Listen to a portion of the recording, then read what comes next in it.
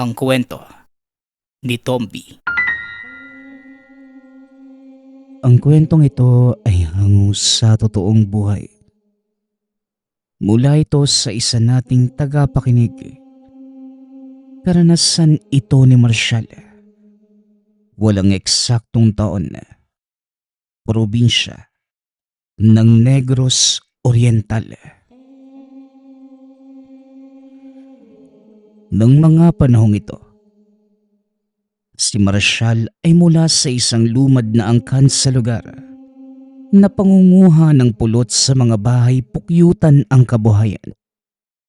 Sa oras na makakuha ng pukyutan, lalo na kung marami ang mapipigang pulot, maibebenta niya ito sa mas mataas na halaga. May suki sa bayan na bibili ng maramihan, kaya't sa oras ng paghahanap ng pukyutan, sinisiguradong marami ang makikita.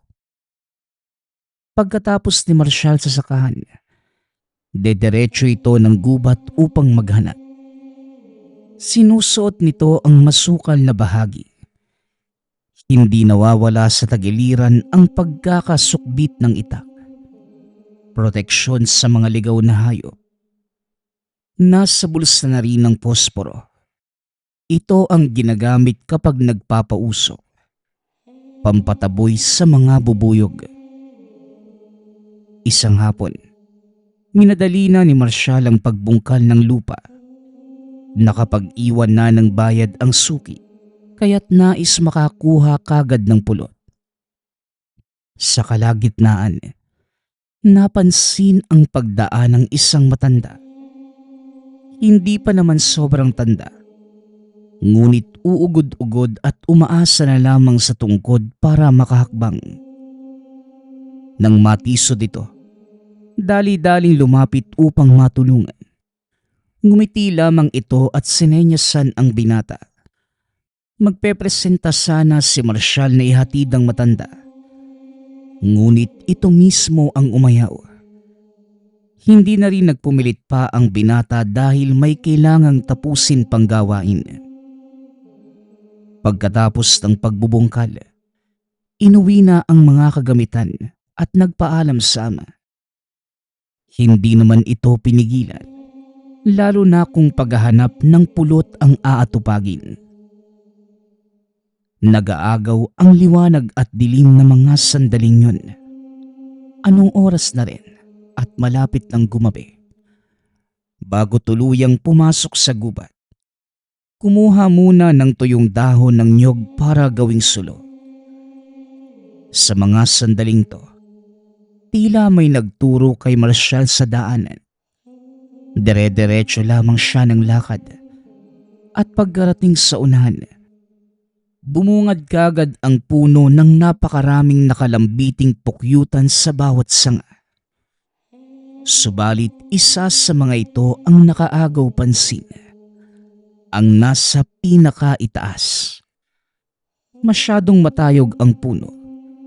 Hirap ding akyatin dahil malapad ang katawan. Kumuha muna ng mga dahon upang magpausok. Nagsipulasan ang mga bubuyog dahil dito. Habang hinihintay na maubos ang mga ito sa paglipad, nakatingalang nag-iisip kung paano aakyatin ang puno. Hindi naglaon, nagka-ideya rin. Tinaga ang bawat gilid upang magsilbing apakan. Dahil dito, matagumpay na naakyat ang puno. At pagkarating sa ibabaw, natigilan nang makita ang pukyutan. Naiiba ito sa lahat dahil kumikinang ang loob na para bang may nakakulong na alitaptap. Dahan-dahan itong inabot at maingat na sinilid sa timbang nakatali sa bewang. Kinuha na rin ang iba hanggang sa mapuno ang timba. Habang abala sa pagkakatas, hindi maalis ang tingin sa pukyutan na magpas sa mga oras na yon. Kumikinang pa rin. Naaaliw ng patayin ang lamparilla at ito ang hinayaang mag-ilaw sa paligid. Hindi naglaon, naging malinaw ang pinagmumulan ng kinang. Isang may kalakihang bato. At nang tignan ng loob, makikita ang isang malaking bubuyog. Nasa hinala niya, ito ang reyna ng mga bubuyog ng pukyutang yon. Kumikinang na parang ilaw na malapit ng mapundi. Iniwanan ni Marshall ang pagkakatas. Binalingan ito ng pansin. Hiniwa ang gitna ng pukyutan at kinuha ang bato. Madulas, kaya't inipit niya ito gamit ang dalawang palad upang hindi mahulog. Inilatag sa baso at tinitigang mabuti. Hindi nagtagal. Dali-dali ring binalikan ang gawain nang dumating ang ama. Tuluyang naudlot ang pagkakatas ng mag-imbita ang ama. Nakasanayan na rin nila ang mag-inom dahil sila na lamang ang magkasama sa buhay. Kahit bata pa si Marshall, tinuruan na ito ng ama kung paano lumaklak para kahit papano may pagkakaabalahan sa mga libreng oras. Hindi naman maramihan, saktuhan lang na mainitan ang katawan. Habang umiinom ay napatitig sa baso. Hindi mapakali nang maalalang ito ang pinaglagyan ng nakuhang bato sa bahay pukyutan. Wala na ito at sigurado siyang nalunok. May napansin siyang matigas na bagay na dumulas sa kanyang lalamunan. Ano pa nga ba yun? Walang dudang ito nga ang bato. Napangiwi pa ang binata. Ngunit nang maramdaman na wala namang nangyari, hindi na inisip. Kinabukasan madaling araw pa lang, nagbubungkal na ng lupa itong si Marshall. Ang ama naman ay nagtatanim ng punla ng mais. Binilisan ng pagkilos para hindi na maabutan ng araw. Umiiwas lamang sila sa matinding init dahil minsan na ding inatake ang ama. Habang kumakayod, napansin ng binata ang kakaibang lakas ng katawan. Hindi rin ito nakakaramdam ng pagod. Nang lingunin ang pinagbungkalan, hindi makapaniwalang malayo na pala ang naabot. Kaunti na lamang ay matatapos na ang lahat. Tinawag naman siya ng ama na nagpapahinga sa isang tabi. Marshall, magpahinga ka naman anak. Umiiwas tayong maabutan ng araw. Pero hindi ibig sabihin, hindi na tayo magpapahinga. Halika't magmerienda muna tayo. Nakakagutom at nakakauhaw ang ganitong gawain. Sandali, hindi ko man lang pinagpawisan na. Samantalang ako, malapit ng kapusin ng hininga. Wika ni Tatay Lian. Ay, sinisigurado ko bukas nakalmado ako habang nagtatrabaho Para kahit papano, hindi madaling mapagod. Pero, oo nga po no, kailangan din ng pahinga.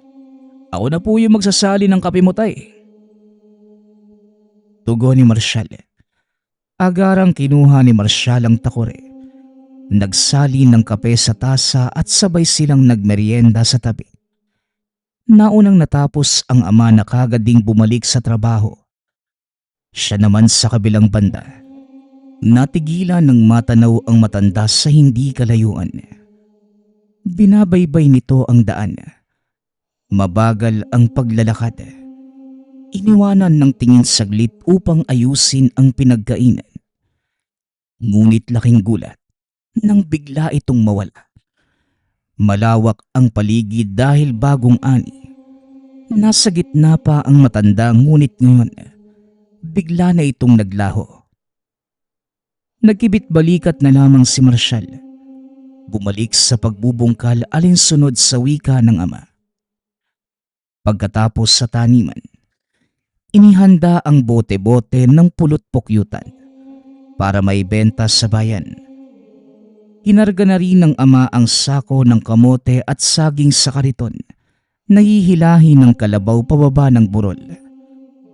Pagkarating sa bayan, Hindi na kailangang maghintay ng ilang oras para makabenta dahil nag-aabang na ang suki na agarang pinakyaw ang lahat. Tuwang-tuwa si Marshall dahil sa ganitong hanap buhay. Ngayon pa lamang nakaranas na pinakyaw lahat ng paninda. At bonus pa, mataas na halaga ang binayad sa kanya. Nakabili sila ng bigas, pagkain, mga gamit, at iba pang naibigan sa pamilihan. Pagkatapos nito ay umuwi na rin para magpahinga. Habang nakasampa sa duyan sa lilim ng puno, biglang sumagi ang paglunok ng bato. Kinapapa ang lalamunan hanggang tiyan. Nagbabaka sakaling masipat ang bato. Napabuntong hininga na lamang ang binata. Maliit lang naman yun pero nakakabahala. Hindi ko alam kung ano yung bagay na yun kaya syempre kakabahan ako. Di pa ako tumatae. Kaya sigurado kung nasa tiyan ko pa yun. Sana lang talaga mailabas ko mamaya. Hindi nagtagal. Narinig ang ingay ng kalabaw. Otomatikong tumakbo papunta sa pastulan. Naabutan ang mga rebeldeng nasapilitan itong kinakatay. Hindi naman nila pagmamay-ari ang kalabaw. Ngunit dahil minsan nanghihiram para gamitin sa pag-aararo, hindi niya ito kayang baliwalain. Lalong humigpit ang pagkakakuyom ng kamao. Malaki ang pagkakangiti ng mga rebelde habang nag-aagaw buhay ang kalabaw. At nang tuluyang maitumba, dito na kumilos si Marshall. Hinubad ang pang-itaas na damit upang ipangtakip sa muka. Pagkatapos ay inagaw ang atensyon ng mga ito. Hoy, grabeng gutom naman yan mga pare. Ilang taon ba kayong hindi nakakain? Para kalabaw yung itumba nyo. Sa laki ng hayop na yan, aabuti ng ilang buwan bago maubos. Sita ni Marshall. Nagkatinginan ang mga rebelde. 5 lahat ang mga ito. Ang isa na may mahabang buhok ang lumapit sa kanya. Nay, kung ako sa'yo, dumiretso ko na lang sa pupuntahan mo. Huwag ka nang makialam dito. Kung ayaw mong magilita ng leeg at nagtakip ka pa talaga ng muka, para kang timang. Wika ng rebelde. Nagtawanan ang mga ito. Ngunit dahil seryoso si Marshall, pinakitaan ng kamao. Lalo pang humalakhak ang grupo. Patpatin kasi itong si Marshall. At kung titignan, isang hampas ng hangin ay pwede nang tangayin. Abat, sira ulo yata ito Kung makahamon nakala mo may laman yung katawan. Puro lang naman buto.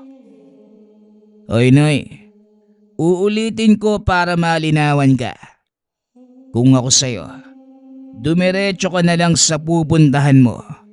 Huwag ka nang mag-aksaya ng oras dito.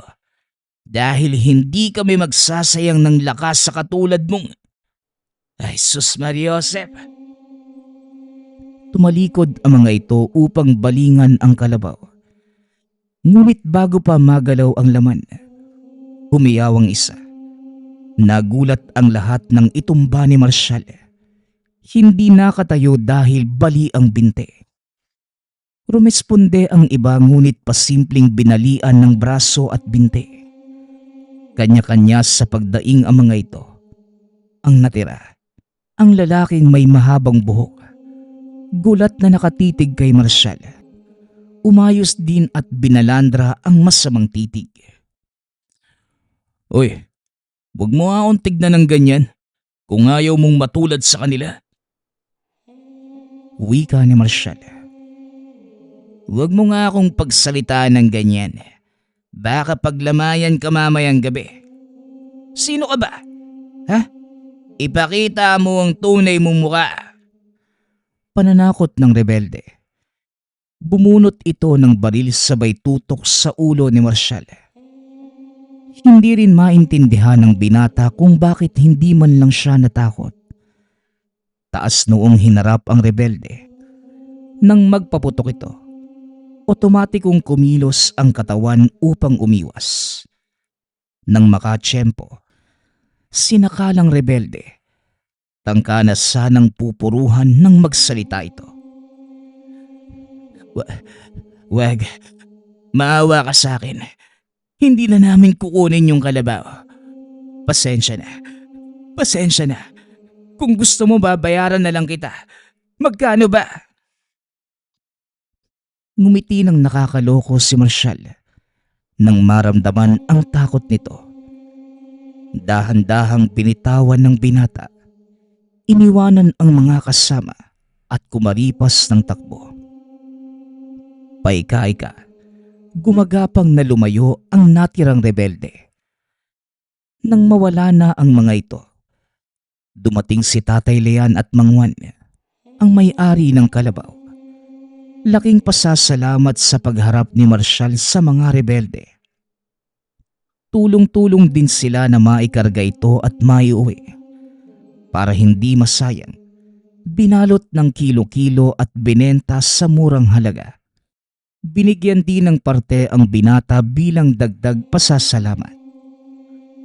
Habang nakaupo sa hagdan, napansin ni Marshall ang pagtitig ng ama. O tay, bakit naman po kayo ganyan makatingin? May problema po ba tayo? Nakita ko ang ginawa mo kanina. Kung hindi ko lang kilala ang hubog ng katawan mo, masasabi kong ibang tao yon. Magkasama naman tayo araw-araw dito sa iisang bubong. Pero bakit parang may parte ng pagkatao mo ang hindi ko nalalaman? Paano ka natutong makipaglaban sa delikadong tao katulad ng rebelde? At lalong paano mo nagawang iwasan ang bala ng baril?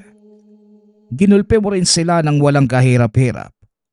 Kung tutuusin, sa pagtatanim at paghahanap buhay lamang umiikot ang buhay natin. Pero paano? Hindi ko na alam. Ang dami kong tanong magmula noong nakita kita kanina. Ngayon, sabihin mo sa akin. Natahimik ang binata. Napahugot ng hininga. Hindi naman siya nakaramdam ng kaba sa mga tanong. Sa halip, kagaanan ng loob. Kaso lang, wala din itong ideya kung ano ang isasagot sa ama. Kamot ulo lamang ang binata habang kaharap ito. Ang totoo po niyan tay, hindi ko din po alam eh. Nung naabutan kong sapilitan nilang kinakata yung kalabaw ni Mang Juan, nakaramdam ako ng galit at kagustuhang ipagiganti kaya yun. Hindi ko nga alam kung paano nagsimula basta sa pagkakaalam ko, nagulpi ko na yung mga rebelde. Ay nako, ang dami ko nang iniisip dumagdag pa yung ginawa mo kanina.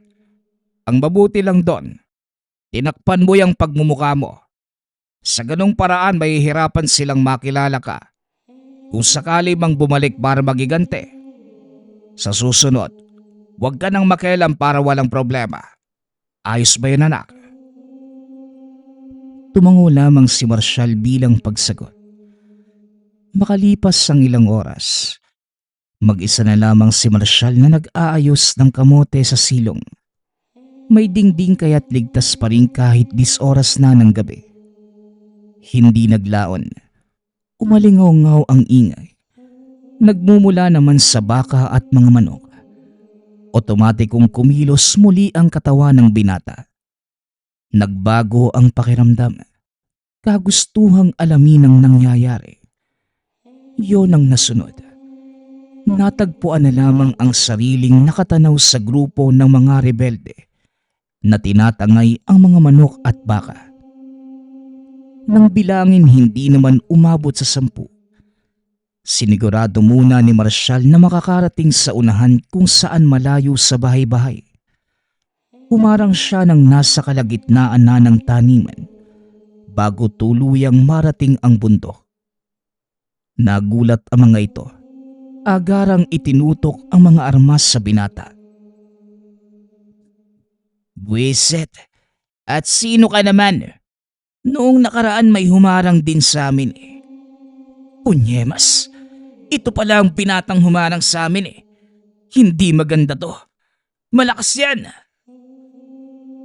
Nakilala ni Marshall ang nagsasalita. Ito yung rebelde na may mahabang buhok. Nagtago sa likod ng mga kasamahan. Isang binata lang, natatakot ka na?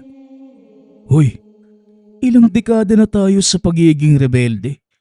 Kung sino-sinong makapangyarihan yung nakaharap natin at nagawang patumbahin. Tapos sa isang binata naduduwag ka? O sige, tumawa lang kayo. Tignan natin kung makakatawa pa kayo kapag nagpakitang gilas na ang binatang yan. Tama siya. Mabuti siguro kung makinig kayo sa kanya para hindi na tayo umabot sa punto na may mapuruhan pa sa inyo. Ibalik nyo ang mga manok at baka. Alam mo, hindi kami naging rebelde para maging sunod-sunuran sa nais ng binatang katulad mo. Kaya iho, ukti ka na lang at matulog. Huwag masyadong makialam sa iba. Ito ang madalas na ikapapahamak mo eh. Sige na, habang mabait pa ako. Natatawang umiling si Marshall. Natigilan ang grupo sa kilos niyang yun. Nagawang sumabay at biglang sumugot. Otomatikong umandar ang pagiging maliksi ng binata. Mabilis na nailagan ang bawat pag-atake. At nang makagante, siniguradong mapupuruhan ang mga ito. Sumapul ang kamao sa bibig. At sa bawat suntok, dalawa lamang ang patutunguhan. Pagkahilo o hindi naman pagkatumba. Bumulot na ng barilang isa. Nagpakawala ng putok ngunit mabilis pa sa kidlat na nakailag si Marshall. Pinaghalong gulat at pagkamangha ang makikita sa mukha ng mga kalaban. Nakuha pang magtanong kung paano ito nagawa. Ngunit suntok lamang ang sinagot ng binata. Ang natira, yung rebelde na may mahabang buhok na nagpakilalang si Pekto. Agarang sinabi ang pangalan dahil sa takot. Ito ang nagpresentang ibalik ang tinangay na mga hayop. Sinamahan pa ito ni Marshall upang makasigurado. Pagkatapos, maamong nagtanong kung pwede na ba siyang umalis. May naisip namang kalokohan ang binata. Sa oras na magkita tayo ulit, siguraduhin mong may bibigay ka sa akin ha? Dahil kung wala, baka maisipan kong bawasan yung mga ngipin mo. Ayos ba yan? Parang tutang tumango ang rebelde. Kumaripas ng takbo ng payagang umalis. Natatawa na lamang ang binata sa takbo ng mga pangyayari. Pagkabalik, hindi nakaligtas sa ama. Nakaabang sa hagdanan at sinalubong ito ng mga katanungan. Sino nga bang karatista ang sumapi sa'yo para pasimpleng bugbugin ng grupo ng mga rebelde? Mula tayo sa angka ng hindi katapangan pero hindi rin duwag. Pero sumobra naman yata yung galaw mo. Umaming ka nga na. Ano bang nakain mo para kumilos ka ng ganyan? Itinuring kong kamatayan ang pagharap sa mga rebelde pero ikaw, sa'yo pa sila natatakot. Nang sandaling binanggit ng ama ang tanong na ano ang nakain para kumilos ng ganyan, sumagi sa isip ni Marshall ang bato na mula sa bahay pukyutan. Dali-daling hinanap ang timbang pinaglagyan. Naroon pa din ito. Laking gulat ng mag-ama. Dahil kahit wala ng bubuyog, patuloy pa din itong naglalabas ng pulot. Tay, ito po, yan po yung bahay pukyutan kung saan may nakuha akong bato. Aksidente ko nga pong nalunok yun eh. Pagkatapos nakaramdam ako ng kakaibang lakas, ni hindi nga po ako napapagod. Tapos yung tapang, sa tingin ko, hinuhugot ko rin sa batong nalunok ko. Sigurado po ko. Sandali lang. Bato mula sa bahay pukyutan. Nalunok tapos biglang nagkalakas. Biglang tumapang. Anak, nakainom ka ba? Palis yata yung alak na tinungga mo eh. Ay nako, tatay talagang hilig magbiro. Totoo nga po. May bato dyan sa bahay pukyutan. Nung tinignan ko pa nga po yung loob, nandun yung reyna ng mga bubuyog. Kumikinang pa nga yun tay. Parang ilaw na mapupundi. Kakaiba yun tay. Mahiwaga. Baywaga talaga. Lumakas ka tapos tumapang pa. Ano pa ang kaya mong gawin? Natatawang wika ng ama. Itinuring na biro ang lahat. Napabuntong hininga dahil wala rin siyang matibay na patunay para suportahan ang sinasabi niya. Subalit hindi na bahala dahil alam sa sariling totoo ang sinasabi. Sa paglipas ng mga araw, naguguluhan si Marshall dahil madalas nakikita ang matanda. Sa tansya niya, nasa edad 50 pa lamang, ngunit ang lakad ay sobrang bagal. Mahigpit ang hawak sa tungkod. Ito ang nagsisilbing sandalan. Sa kaparehong daan lamang ito namamataan. Nang magkaoras si Marshall, dali-dali itong sinundan. Ang problema, kahit gaano pa bilisan ang paghakbang ay hindi maabutan. Gayunpaman, minabuti pa rin ng binatang sundan hanggang sa nakarating sa puno kung saan nakuha ang bahay pukyutan. Sa puntong ito, sa bawat sanga ay may makikitang bahay ng bubuyog. Lalong naguluhan dahil hindi pala ito matanda, kundi isang dalaga. Makinis ang balat, matingkad ang mga tenga, kulay asul ang mga mata, at ang mga buhok ay naging maninipis na baging. Sa isip-isip ni Marshall, isa itong engkantada. Tama ang iyong hula, binata. Isa nga kong engkantada. Huwag mo sanang bigyan ng masamang kahulugan ng pagpapakita ko. Dahil gusto ko lang makasigurado na nasa iyo na ang mutya. Ang batong nakuha mo mula sa bahay pukyutan ay isang makapangyarihang mutya. Hindi ko na kailangang sabihin ang taglay nitong lakas. Dahil nararamdaman mo yun sa nakalipas na mga araw. Ang tanging gagawin mo na lamang, alagaan itong mabuti. At babala ko lang din, huwag mong aabusuhin para hindi ka talikuran. Ngunit kahit ganong kahaba ang sinabi ng engkantada, nakulangan pa rin si Marshall sa paliwanag. Masyado pa itong maraming tanong kaso biglang naglaho ang nilalang. Sa puntong ito, malinaw na sa kanya na nagmula sa nalunok na bato ang pambihirang tapang at lakas na nararanasan. Subalit hindi sapat ang sinabi ng engkantada para maglaho ang katanungan sa isip. Sa pagdaan ng panahon, hindi na nakita pa ni Marshall ang engkantada o kahit ang anyo nito bilang matanda. Kasabay naman ito ang pagkamangha sa bigay na swerte ng mutya. Hindi lang sa pagyabong ng pananim pumapabor, maging sa iba pang oportunidad. May dumating na balita mula sa mga kaanak na nakapagtrabaho sa abroad. Balak kunin si Marshall upang paaralin doon. Ngunit tumanggi ang binata dahil hindi magawang iwan ang ama.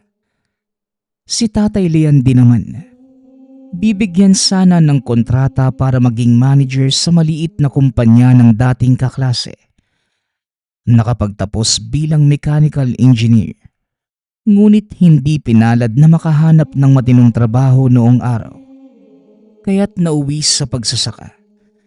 Nawala na rin sa isipan na gamitin ang kursong natapos Nakatutok lamang ang atensyon sa hanap buhay at kay Marshall. Pero magalang na humindi si Tatay Lian. Mas piniling manatili sa kasalukuyang buhay. Dahil kahit papano, umaasenso na rin unti-unti. Nakapagpatayo ng maayos na tirahan. Meron na ring baboyan, manukan, kambingan at malawak na lupaing sakahan.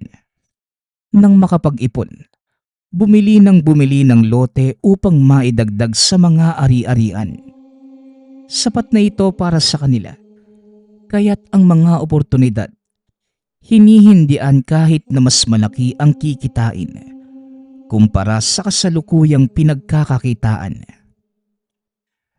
Ngayon na pumapabor sa atin ang swerte, lilipat pa ba tayo sa ibang pagkakakitaan? Dininig ng langit ang matagal ko ng dasal. Kaya ngayon na dumating, hindi na dapat pang pakawalan.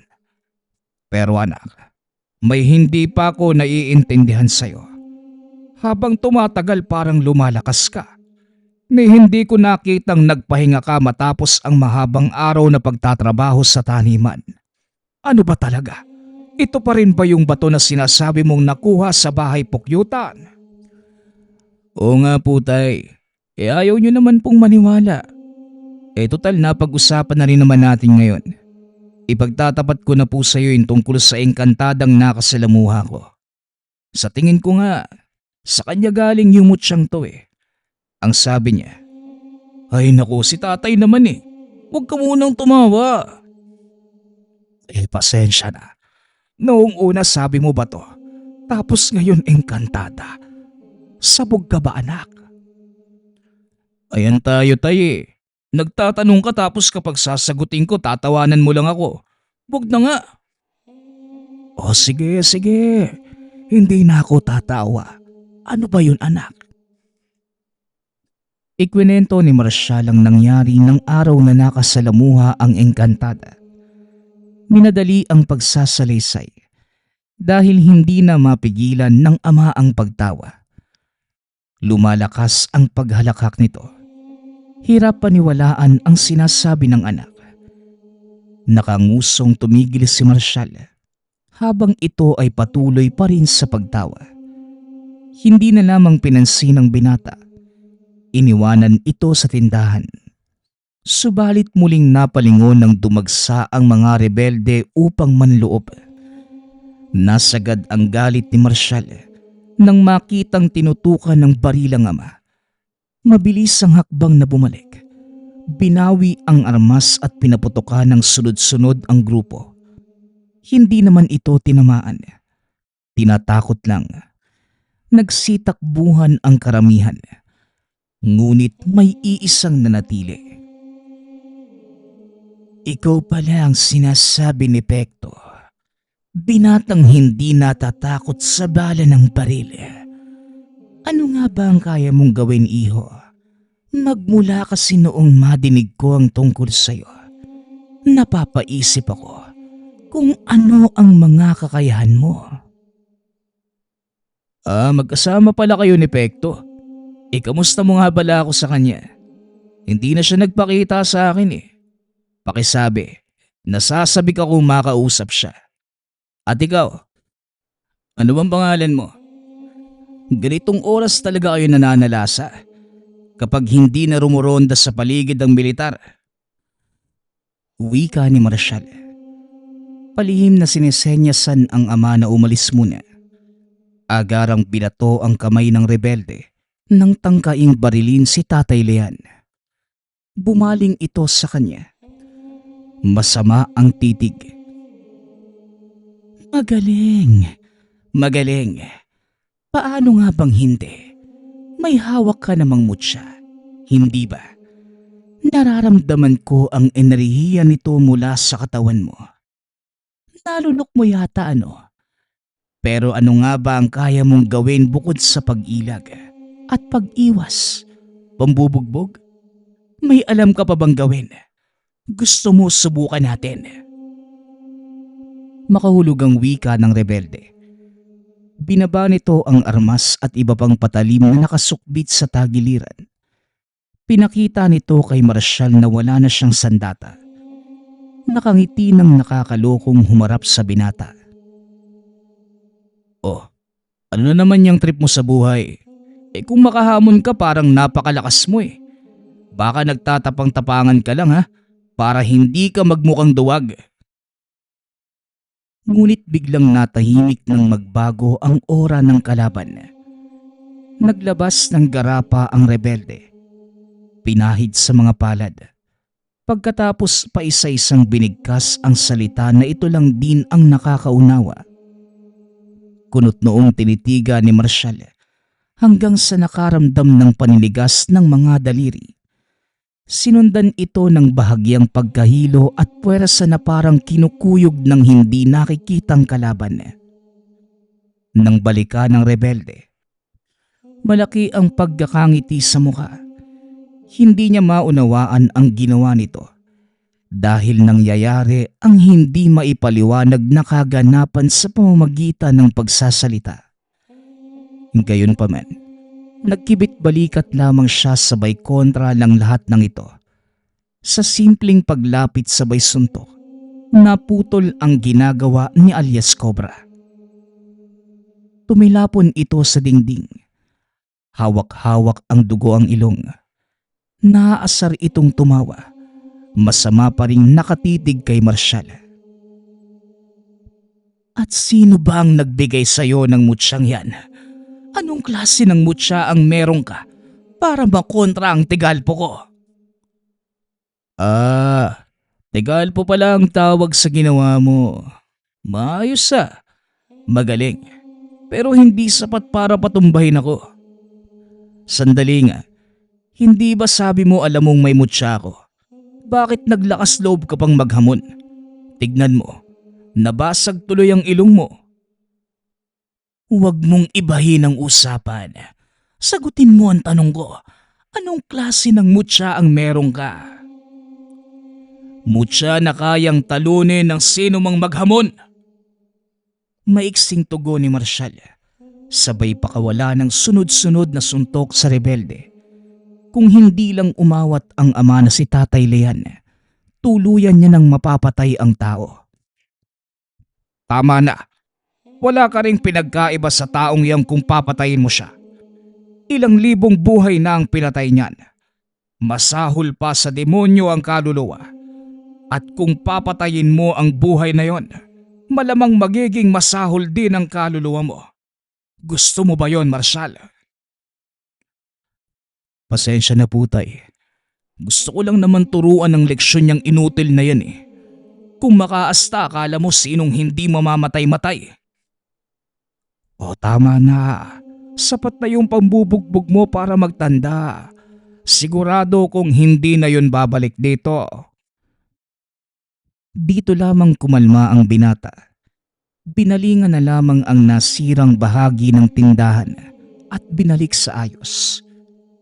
Paglipas ng ilang buwan, tuloy-tuloy pa rin ang pasok ng swerte sa negosyo. Ngunit napansin ni Marshall na habang tumatagal, nangihina na si Tatay Lean. Maayos tignan ang pisikal na itsura, ngunit kung pakikiramdamang mabuti, malalaman na merong mali. Isang gabi, nagpahinga na silang dalawa. Magkaiba na ang kwarto ngunit dinig na dinig ni Marshall ang pag-aray nito. Nang silipin, may malaki itong sugat sa kaliwang binte. Para na itong bahay pukyutan na maraming butas-butas. Nakakadiri pakinggan ngunit ito ang nangyari. Sa pagsasalaysay ni Tatay Lean, may lalaki itong nakabangga doon sa taniman. Tumama ang binti sa bato ngunit hindi naman ito nagkasugat. Hindi rin nakilala kung sino ang lalaki dahil may takip ang muka. Duda si Marshall na ito ay walang iba kundi ang rebeldeng nakasagupa sa tindahan. Ito lamang ang naiisip na pwedeng makagawa ng ganito dahil meron itong kakayahan sa Tigalpo. Walang ideya si Marshall sa gamutan, Ngunit nang maisip ang bahay pukyutan kung saan nakuha ang mutya, na magpasa hanggang ngayon ay naglalabas pa rin ng pulot. Kumuha ito ng parte at piniga sa sugat. Sinamahan ng taimtim na panalangin sa mutsyang hawak na sana'y gumaling ang kalagayan. Hindi siya binigo. Naging tuyo ang sugat matapos kapitan ng pulot. Pagkatapos, nagpunta sa gubat upang hanapin ang rebelde. Subalit hindi na pala kailangan dahil may nangyari ng sagupaan laban sa militar. Nagtago si Marshall sa tuktok ng burol habang pinapanood ang sagupaan. Natanaw niya ang rebeldeng mahusay sa Tegalpo, ngunit hindi naglaon. Tinumba ito ng mga bala. Tumagos sa ulo kaya't wala na talagang pag-asa. Hindi umalis ang binata. Sinigurado munang tapos na ang buhay ng mga rebelde. At nang makitang tinambak ng sundalo ang mga bangkay at kinarga ng sasakyan, nakahinga ng maluwag ang binata. Tignan mo nga naman yung pagkakataon, oh. Siya na yung humanap ng paraan para ligpitin ka. Pati ba naman si Tatay Lian idadamay mo? Awa na lang sa Diyos. Ang militar na mismo ang tumapos sa'yo dahil kung ako, gugutay-gutayin ko lahat ng parte ng katawan mo. Wika ni Marshall habang hinahatid ng tanaw ang papalayong mga sundalo.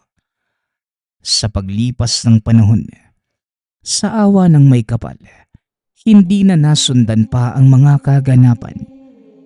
Lumipat na sila sa sentro ng bayan kung saan hirap na ang mga rebelde na pasukin. Sa bagong tirahan, patuloy ang buhay ng mag-ama. Pagnenegosyo ang pinagkakabalahan kung saan kumikita ng malaki. Marami na ring naipundar at nagpapautang ng pera sa sino mang maisipan na magtayo ng negosyo. Magpasa hanggang ngayon, tinatangkilik pa rin ni Marshall ang presensya ng mutya na nasa katawan. Inaalaga ang mabuti, hindi inaabuso. Alinsunod sa bilin ng engkantadang nagbabantay. Sa mutya, mula sa reyna ng pukyutan. Ang susunod nating kwento ay mula sa isa nating tagapakinig. Karanasan ito ni Allen. Walang eksaktong taon. Probinsya ng Siquijor. Si Allen, panganay sa 8 magkakapatid. At dahil sa hirap ng buhay, maaga itong natutong magtrabaho. Hindi naging madali ang buhay. Minsan kulang pa ang kinikita ng ama sa pagtatrabaho sa bukid. Kaya si Allen ay nagpasya ng tulungan ang pamilya. Sa halip na magtagal sa pag-aaral, mas piniling sumama sa mga mangingisda. Doon niya natutunan ang buhay sa dagat. Ang malamig na simoy ng hangin, ang malakas na alon, at ang mga gabing tanging mga bituin ang ilan sa mga saksi sa kanilang paglalaot. Sa isa sa mga biyahe, nakilala ni Allen ang isang binata na tubong Siquijor, si Eric. Kakaiba ang binatang ito sa lahat ng mangingisdang nakasama. Marami itong alam sa mga pamahiin, mga kwento tungkol sa mga nilalang na hindi nakikita ng karaniwang mga mata. Ayon sa kanya, may mga lugar sa dagat na binabantayan ng mga espiritu at may mga bagay na hindi dapat galawin ng tao. Ngunit para kay Allen, mga lumang kwento lamang ito. Isang araw, habang nasa laot ang kanilang bangka, napansin nila na halos walang mahuli. 2 araw na silang naghahagis ng lambat, ngunit halos wala pa ring isdang nahuhuli. "Ano ba yan, pare? Parang binamalas yata tayo ngayon ah." Wika ni Allen. Ganun talaga pare. Hindi naman palaging nasa atin yung swerte. Habang nag-uusap ang dalawa, may napansin si Eric sa malayo. Tignan mo yun oh. Sa hindi kalayuan, may isang bangka na mukhang nagpapasabog sa dagat gamit ang dinamita. Kaya naman pala wala tayong mahuling isda. Dahil dito, nagpasya ang kapitan ng bangka na bumalik na lamang muna sa pantalan. Pagkarating doon, bigla itong niyaya ni Eric. Alin, gusto mo sumama sa akin sa Sikihor? Sikihor? Malayo yun ah. Oo, pero maganda doon. Saka meron akong ipapakita sa'yo. Dahil wala namang ibang gagawin, sumang-ayon ang binata. Kinabukasan, nagsimula ang kanilang mahabang biyahe. Mula Negros ay nagbus sila papuntang Dumaguete. Mula roon, sumakay sila ng barko papuntang Sikihor. Halos maghapon ang naging biyahe. Pagkarating sa tahanan nila Eric, halos hindi na makalakad si Allen sa pagod. Pare, parang nalasog yung bituka ko sa biyahe ah. Ganun ba? Pero sabi ko sa'yo, sulit yan. Pagsapit ng gabi, naglakad sila sa dalampasigan. Tahimik ang dagat. Ang mga alon ay dumadapos sa buhangin na parang mga bulong. Habang naglalakad, may napansin si Allen. May isang batong kumikinang sa buhangin. Parang may sarili itong liwanag. Pare, tignan mo yun oh. Lumapit si Eric. Biglang nanlaki ang mga mata. Teka, hindi yan karaniwang bato. Ano ba yan? Sa tingin ko, mutya yan ng karagatan. Dagdag pa ni Eric. Ang mga mutya ay bihirang bagay na pinoprotektahan ng mga elemento ng dagat. Sinasabing nagbibigay ito ng swerte sa sino mang piniling may-ari. Ngunit habang tinitignan nila ito, may napansin si Eric. Pare, may nakatayo sa likod mo. Pagkalingon ni Allen, wala naman itong nakita. Ngunit si Eric ay nakatingin sa dagat na parang may tinitignan. Yan yung bantay ng mutya. Biglang nagliwanag ang mutya. May mga maliliit na liwanag na nagsimulang lumutang sa hangin. Parang mga alitap-tap na ginawa sa liwanag at sa hindi inaasahang pangyayari. Kay Allen lumapit ang mga ito. Pare, mukhang ikaw ang napili.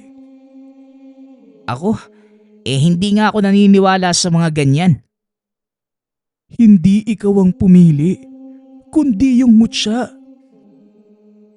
Dinampot ni Allen ang mutya. Nang sandaling hinawakan niya ito, may naramdaman itong kakaibang init sa palad. Para ding may mga bulong na dumaraan sa hangin. Makalipas ang ilang araw, bumalik sila sa Negros. Muling naglaot ang bangka. Madilim ang dagat na madaling araw na yon. Nakatayo si Allen sa unahan ng bangka. Bigla na lamang parang may nadinig siyang bulong sa isipan. Tila may nagsasabi kung saan sila dapat maghagis ng lambat. Bigla itong napasigaw. Eric, ibaba niyo na yung lambat! Sumunod naman ang lahat. Ilang oras nilang binabad ang lambat at pagsapit ng umaga, hinila nila ito. Halos hindi makapaniwala ang lahat. Napakaraming isda ang nahuli. Halos 1 tonelada. Mula noon ay tuloy-tuloy ang swerte ni Allen sa dagat. Nakabili ito ng sariling bangka at hindi nagtagal. Nadagdagan pa ito. 1, 2, 3, hanggang sa umabot sa 10 bangka ang kanyang pag-aari. Ngunit hindi niya nakalimutan ang kaibigan. Binahagi niya ang tagumpay kay Eric. Tumulong din siya sa mga mahihirap na mangingisda sa Negros. At sa paglipas ng mga taon, nagkaroon nito ng sarili niyang pantala ng isda. At ang mga huli nila ay umaabot na sa ibang bansa. Ngunit kapag tinatanong kung paano nagsimula ang lahat, isang bagay lamang ang sinasabi. Ang lahat ng ito ay nagsimula sa isang bagay na natagpuan sa isang madilim na gabi sa Siquijor at sa isang bagay na natagpuan sa buhangin ng dagat. Ang mutya ng karagatan. Nagpapasalamat nga pala ako sa lahat ng sumusuporta sa ating channel. Nawa ay patuloy niyong suportahan at pakinggan ang ating mga kwento. Hanggang sa muling pakikinig. Paalam.